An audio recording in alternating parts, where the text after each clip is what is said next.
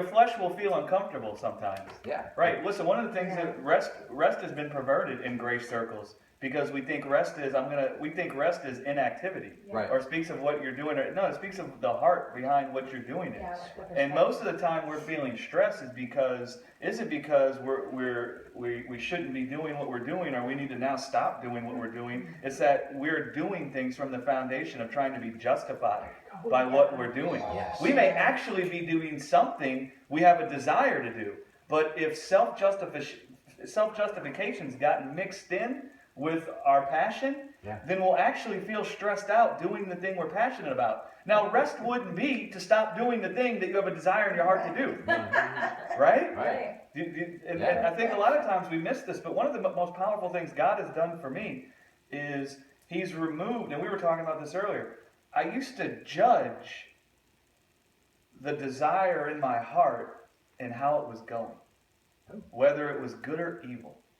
Whether it was going good or evil.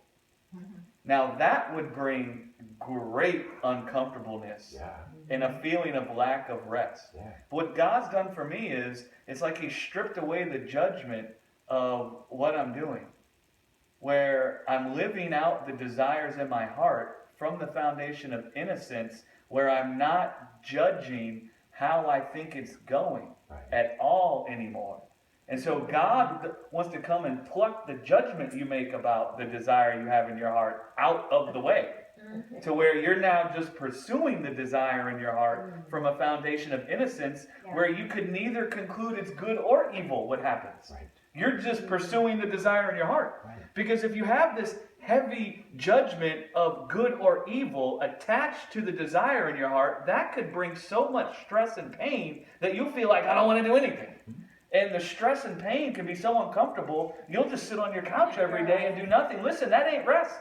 That's actually enlisting your members to try to deal with your uncomfortableness. And I use myself for example. Man, my perverted idea of rest led me to the place where I said, we got to shut down the church. About 2 or 3 years into it, I thought, because this ain't rest. I'm not resting. I thought I was over people telling me they couldn't understand me or I was too intense. I thought I had gotten healed from that. I come back and get on stage. First time I hear it, it's like, what? Man, I felt like I was going to die.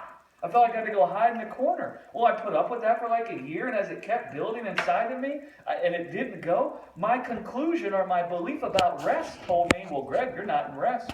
You need to shut down the church, man, so you can get in rest. And so then I thought, something don't sound right about that, because I actually sit with the desire to preach. Yes, I feel this great uncomfortableness, but I have this desire to preach, so that can't be right. And then this prophet person wrote me this long letter and didn't know what I was thinking in my heart at all. And you know what the letter said? Every time you get up on stage, you are resting. Wow. And I was like, what? Wow. Every time I get up on stage to preach, I feel like I'm dying.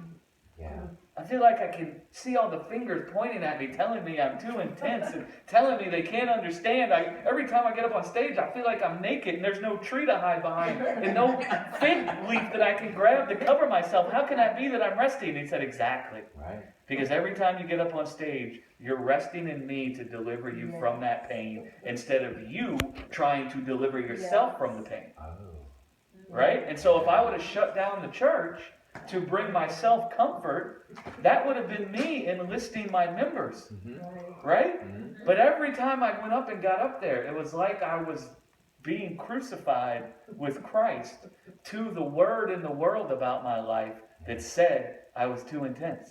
And so every time I went and got up there, even though my flesh was like, don't do it, man, run, get away. See, my flesh wasn't comfortable, but my heart was like, you love this, man.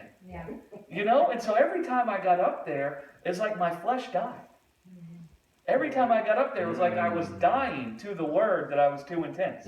Right? And so the more I kept getting up there, the more I kept getting up there, the more I kept getting up there, the more I found myself dying to the word in the world about my life. To the degree that it culminated with me preaching that message, giving up the ghost. I think that's exactly what Paul was saying